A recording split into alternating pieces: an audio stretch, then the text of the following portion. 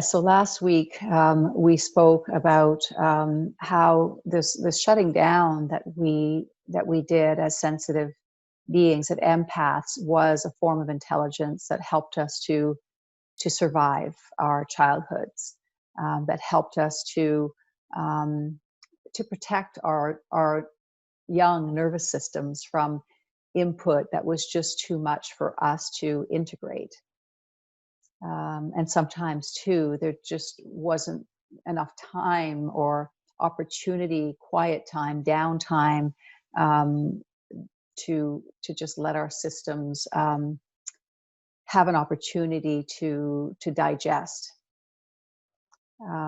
Nowadays, parents tend to keep their children pretty busy, and there's a lot of external input happening on an ongoing basis, and oftentimes the parents aren't aware of it because they're shut down. But for a child, it can be quite overwhelming, and so thus the necessity to kind of turn down the volume of our sensitivity. And so what we're experimenting with in this course is the possibility and the beauty of helping this sensitivity to come back online, because it's a necessary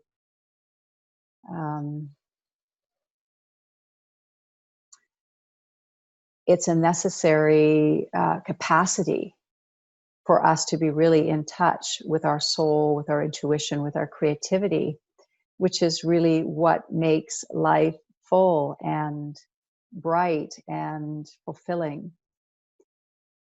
So last week, I encouraged you to begin to notice sensations in your body and to simply acknowledge them. So the point that we start at is simply turning the antenna, the antenna of our awareness, which are often right here. We just turn them down towards the body, and we begin to notice the various sensations that we feel in our quiet times, but also during the course of our day, whether we're washing dishes or we wake up at night and we find our minds spinning and lots of thoughts.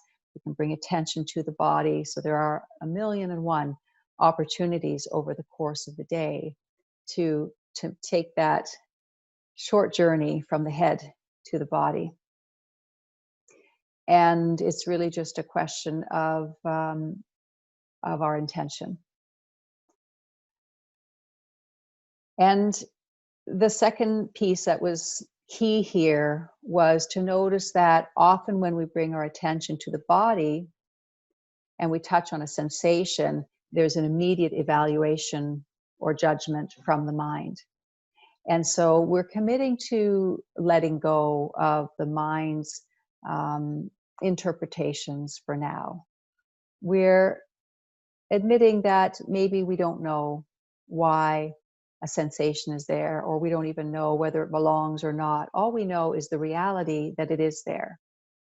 And so reality is great because it just is what it is.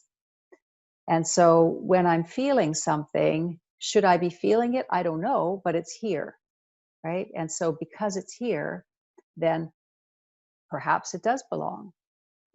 So it's just really about feeling without adding to what we're feeling with the mind's interpretation.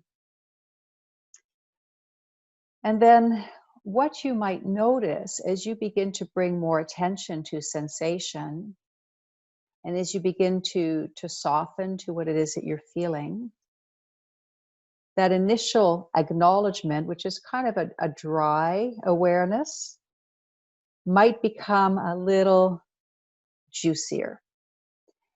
But what I mean by that is when we bring attention to an energy that's maybe not been given attention in a long time, sometimes the best we can do is just to acknowledge, oh yeah, I've got tension in my heart.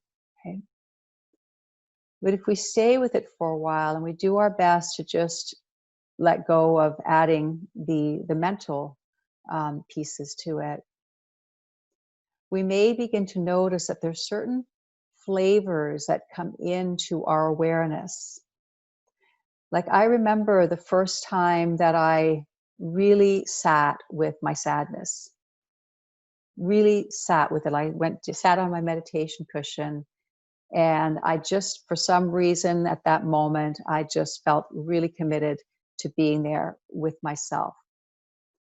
And what I noticed was that, yes, there was a lot of sadness flowing through and even tears, but right over here, there was joy. There was this joy of being with myself, a joy of really allowing myself to feel what was actually there. So that can happen sometimes. Very surprising qualities will come up in the midst of difficult feelings. Sometimes you'll be feeling something in your system, and then this sense of compassion or understanding will come in. And it's not contrived. You know, sometimes we try to be compassionate, or we try to be understanding or kind or grateful. You know, there's a lot of practices around developing, like fake it till you make it type thing. And that's not what I'm talking about here. The guidance is just to be with what is, and then to begin to notice that those flavors, I'm calling them flavors of compassion and understanding and joy and love and gratitude, naturally start bubbling up. It might just be very faint, but in time, they can become quite a bit stronger, because these qualities are natural qualities of the soul. We don't need to develop them, so to speak. I mean, we don't need to create them, let's put it that way. They're all here. Oftentimes they're just buried, you know, so the joy is buried right underneath the sadness, right? The compassion is buried right underneath the self-doubt or the self-criticism. So it's actually, as we begin to really allow ourselves to feel that these qualities that maybe we've been trying for a long time to develop, just naturally start peeking through.